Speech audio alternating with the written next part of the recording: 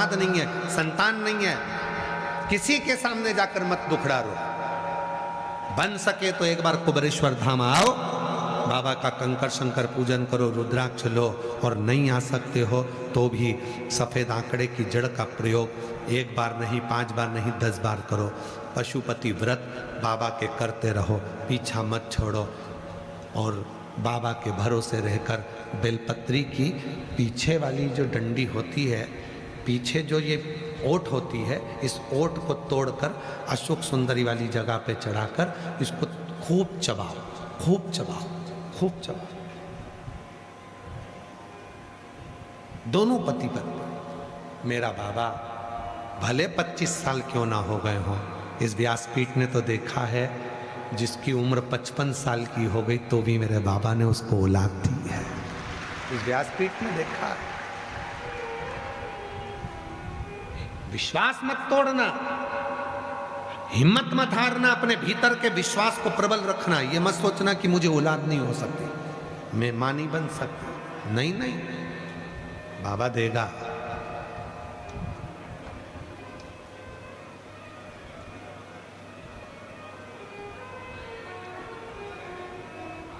दरबार में भोले बाबा के दुख दर्द मिटाए जाते हैं, दुनिया के सताए लोग यहाँ सीने से लगाए जाते। यहाँ जो आया उसको बाबा ने अपने हृदय से लगाया, जो यहाँ आया भगवान ने उसको अपने हृदय से लगाया। तुम आओगे, भगवान की शरणागति में पहुँचोगे, भगवान के चरणों में आओगे, वो हृदय से लगाए। वो शिव है, शंकर है, औगरदानी है, त्रिकालदर्शी है। हिम्मत मत हारना, तुम्हारी हिम्मत पूर्ण रखना, तुम्हारा भरोसा पूर्ण रखना, तुम्हारा विश्वास पूर्ण रखना। जब तुम्हारी हिम्मत, तुम्हारा भरोसा, विश्वास पूर्ण रहेगा तो सुख। हिम्मत, भरोसा, विश्वास जब पूर्ण रहेगा तो सुख मिलेगा, मिलेगा। तुम अपना भरोसा तो रखो, अपना विश्वास तो रखो, दृढ़ विश्वास। और जितने बैठे हो कथा में, पंडाल के अंदर, पंडाल के बाहर, जितने पंडाल लगे हैं सब पंडाल, जितने बैठे हो, आज दुर्गाष्टमी है, मेरे शक्ति और शिव का दिन है। विश्वास के साथ कहते हैं मेरे बाबा तुम्हारी गोदी में बहुत कुछ देगा, बहुत कुछ देगा। विश्वास से। जब अगली बार आपका और हमारा मिलना होगा भीलवाड़ा में 8 अप्रैल से 14 अप्रैल में, तुम्हारे चेहरे की खुशी बताएगी कि तुम्हें मेरे बाबा ने क्या दिया है। प्रसन्नता। आगे वर्णन आया है, माँ पार्वती जी शिव जी को कह रही हैं कि ये विष आप पिए हैं। शिव कहते हैं कि तू काल से बचा सकती है क्योंकि तू काल रात्रि है, तू काल से बचा सकती है, तू काल रात्रि है, तू साधारण नहीं है। आगे वर्णन आया, सुंदर प्रसंगों का स्मरण कराते हुए 12 ज्योतिर्लिंग का स्मरण कराया। तुम रुका जी चंचुला देवी को प्रथम ज्योतिर्लिंग सोमनाथ जी का वर्णन करते हैं। चंद्र की काया का रोग हो गया था, चंद्र को कौन के पास जाए, रोग हुआ, कोई कष्ट हुआ, कहीं मत जाओ, 1 लोटा जल लो और शिव के पास जाओ, कहीं मत जाओ। चंद्र सब दूर होकर आ गए। सारी औषधि, चंद्रदेव को तो औषधि का देवता मानते हैं, उन्होंने खुद की औषधि खुद ने खाई तो भी लाभ नहीं। देव ऋषि नारद ने कहा कि शिव की शरणागति लो, शंकर के पास जाओ, शिव के पास विनय करा। बाबा भोलेनाथ ने कृपा करी और चंद्रदेव की काया के रोग से मुक्त करा। शिव जी का नाम सोमेश्वर नाथ, सोमनाथ हो गया। कार्तिकेय जी रुष्ट होकर चले जाते हैं, श्री सेलम पर बैठ जाते हैं, भगवान शंकर पार्वती उनको मना कर लाते हैं, बाबा मल्लिकार्जुन के रूप में विराजमान हो जाते हैं। फिर अगला वर्णन आया महाकाल बाबा का, दूषण नाम के राक्षस का काल बनकर शिव जी प्रकटे तो शिव महाकाल हो गए। ओमकारेश्वर विंध्य नामक पर्वत के तप करने से भगवान शिव ओमकार के रूप में विराजमान हो गए। नर नारायण ने तप किया, शिव को पुकारा, शिव केदारेश्वर के रूप में प्रकट हो जाते। कुंभकर्ण का बेटा भीम जब पृथ्वी पर दुराचार करता है, उस भीम को मारने के लिए भगवान शंकर प्रकट होते हैं और भीम का संहार कर कर भीमा शंकर बन जाते हैं।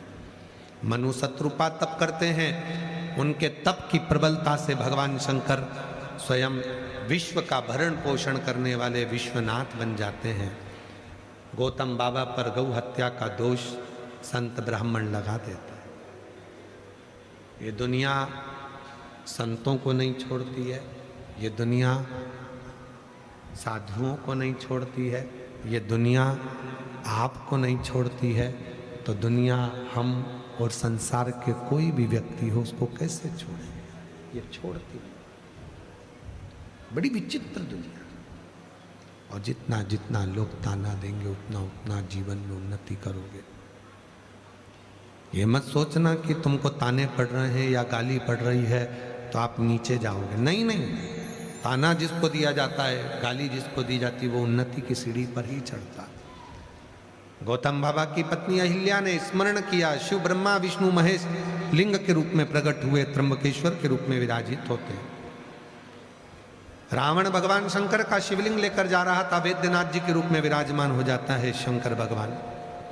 दारुक नाम के राक्षस का संहार करने के लिए भगवान नागेश्वर बन जाते हैं, और भगवान राम लंका पर चढ़ाई करने से पहले शिव की स्तुति करते हैं, शंकर जी की स्तुति करते हैं, तो भगवान शंकर रामेश्वर बन जाते हैं, रामेश्वर के रूप में विराजमान हो जाते हैं।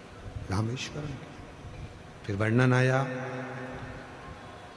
कृष्णेश्वर का, सुधर्म नाम के ब्राह्मण जिनकी धर्म पत्नी का नाम घुष्मा है, सुदेहा है। घुष्मा को बेटा हुआ पर सुदेहा को संतान नहीं हुई, तो अपने बेटे को घुष्मा से लेकर सुदेहा को दे दिया। सुदेहा ने उस बालक को लिया, पाल पोस कर बड़ा करा, शादी करी, बहू आ गई। बहू को मालूम पड़ा कि मेरी असली सास तो घुष्मा है।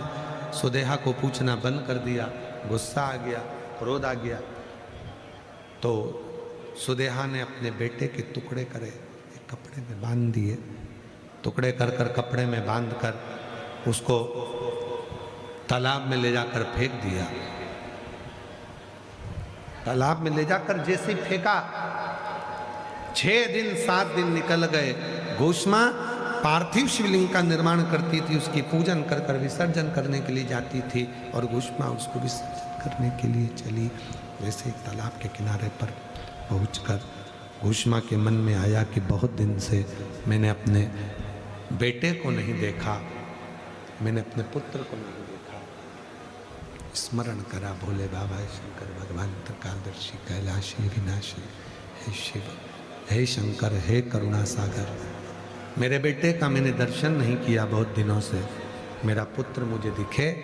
और उसी पानी में से तैरता हुआ घुष्मा का बेटा निकल कर बाहर आ गया। शिव जी का नाम कृष्णेश्वर महादेव हो गया। कृष्णेश्वर 12 ज्योतिर्लिंग का स्मरण स्वयं तुमरुका जी माता चंचुला देवी को कराते हैं, और चंचुला देवी उस कथा को श्रवण करती है। उसका पति बिंदुक से प्रेत योनि से छूट जाता, देव योनि में आ जाता है। चंचुला आंखों से आंसू बहा रही थी। शिव जी ने रोका, चंचुला क्यों रोती है, क्यों रुदन करती है? मेरा पति बिंदुक प्रेत योनि से मुक्त हो गया, वो अपने धाम चला गया, और मैं मेरे पति के लोक में जाना चाहता हूं। शिव जी ने तुरंत चंचुला देवी को अखंड सौभाग्यवती कर कर अपने पति के लोक में भेज दिया। चंचुला अखंड सौभाग्यवती होकर पति लोक में चली। शिव जी कथा सुनते हैं। ईसर गोरा बनकर भगवान शंकर पार्वती जी ने तुमरुका जी से कहा, तुमरुका जी तुम्हें दक्षिणा में मैं क्या दूं, क्या प्रदान करूं दक्षिणा में? तुमरुका जी ने हाथ जोड़कर कहा, दक्षिणा में मुझे कुछ नहीं चाहिए, बस इतना वर दे दो। कलिकाल में, कलयुग में, जब कलयुग अपने क्रम में बढ़ेगा, पूरी दुनिया में दुख घेरता जाएगा, कोई तन से, कोई मन से, कोई धन से दुखी रहेगा। उन सब के दुख अगर कोई शिव महापुराण की पवित्र कथा के पंडाल में आकर बैठे, हृदय से आपसे जो मांगे आप उसकी झोली खुशियों से भर देना, बस इतना वचन दे दीजिए। शिव जी ने वचन दिया चंचुला देवी को, शिव जी ने वचन दिया तुमरुका जी को, और शिव की कृपा से वो शिव महापुराण पर भगवान शंकर ने अपनी बेलपत्र उठाई, मस्तक की और शिवपोथी को समर्पित करी, शिवपुराण पर समर्पित करी। भगवान ने वचन दिया, जो इस पवित्र पावन शिवपुराण की कथा को श्रवण करेगा, जो इस पवित्र पावन शिव महापुराण की कथा को कलिकाल में श्रवण करेगा, हृदय से पंडाल बैठकर कथा को सुनेगा, दिल से जहां मौका मिल जाए वहां बैठकर कथा का रस तत्व ग्रहण करेगा, जो कामना करेगा शिव उसकी झोली खुशियों से भरेंगे। भगवान शंकर वचन देते हैं, भगवान शंकर वर प्रदान करते हैं, शिव वर देते हैं। ऐसी पवित्र कथा इस पवित्र पावन भूमि पर, जयपुर की पवित्र धरा पर ये पवित्र शिव महापुराण की कथा चल रही है, जिसका आज विराम है। 5 बार आपको भी भगवान शंकर के मंत्र का जाप करना है। उसके बाद में बाबा को अपने दिल की बात कहना है। फिर आरती होने के बाद जब यहाँ से जाओ तब बाबा की भूमि को नमन कर कर रज लगा कर जाना। सभी को साथ में बोलना है, प्रार्थना करना है, विनय करना है। आज कथा का विराम दिवस है। यहाँ से जाते जाते बाबा से कहकर जाना, भाव से नमन करना।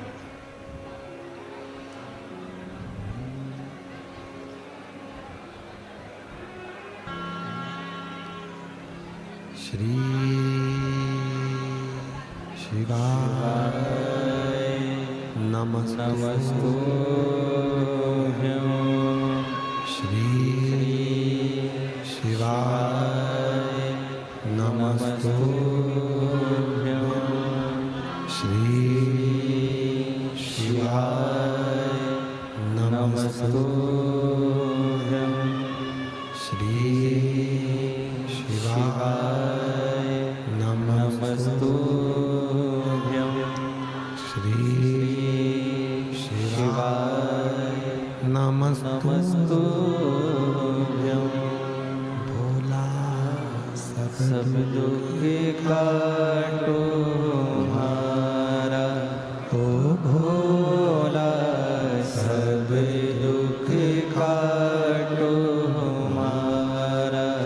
शिव शंकर जपो तेरी माला, भोले बाबा जपो तेरी माला। भोला सब दुख काटो हमारा, ओ भोला सब दुख काटो। शिव के मंदिर में जितनी देर बैठो व्यर्थ की कोई बात मत करो, कोई बात। शिव के मंदिर में जितनी देर बैठो उतनी देर केवल उससे बात करो, उससे बात।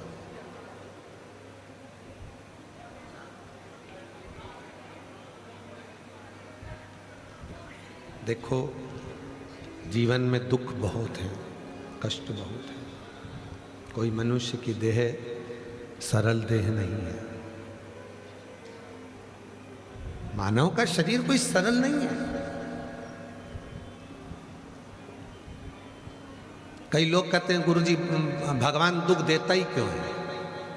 जब सारा भुगतान ऊपर भुगता लेता है, नरक भुगवा लेता है, सारे दुख ऊपर दे देता है, तो फिर नीचे क्यों भेजता है?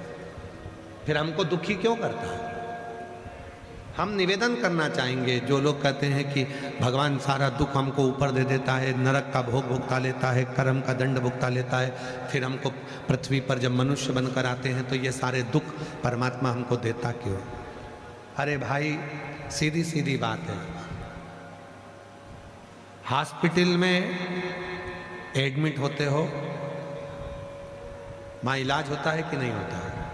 जम के तो बोलो। हॉस्पिटल में एडमिट हुए तो इलाज होता है कि नहीं होता? होता है ना। बॉटल चढ़ती है कि नहीं चढ़ती?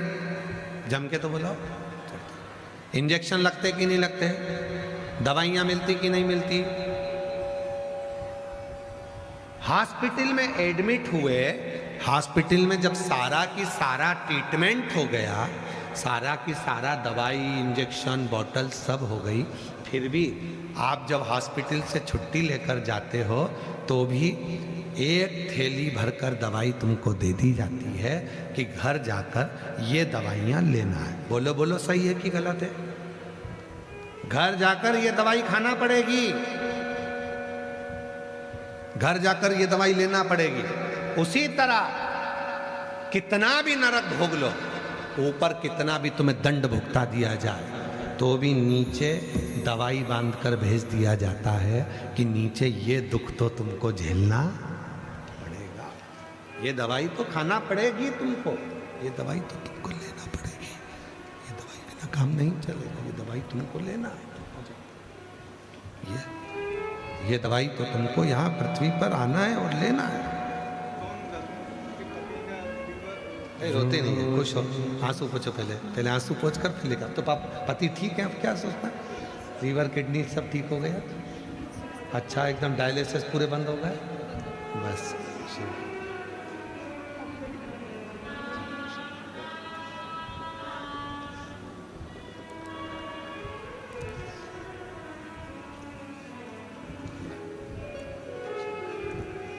एक पति को आंसू पोछो, हाँ, एक उनको दो, दोनों को एक एक आंसू पोछ के जा। अब तो पति ठीक हो गए, डायलिसिस वगैरह सब बंद हो गया ना, सब बंद हो गया, लीवर किडनी सब बढ़िया एकदम, बस।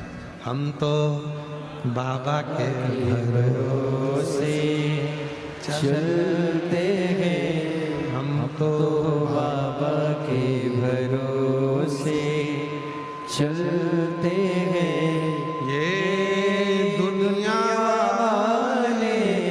जलते हैं, ये दुनिया वाले जलते हैं, भोले बाबा के भरोसे चलते हैं, डमरू वाले के भरोसे चलते हैं, सीहोर वाले के भरोसे चलते हैं, काशी वाले के भरोसे चलते हैं, हम तो बाबा के भरोसे चलते हैं, भोले बाबा के भरोसे चलते हैं। तो लोग कहते हैं कि हमें भगवान दुख क्यों देता है? हॉस्पिटल में एडमिट हो गए, सारा ट्रीटमेंट हो गया, तो भी घर जा रहे हो, तो थोड़ी ना थोड़ी दवाई डॉक्टर देकर घर की भेजता है।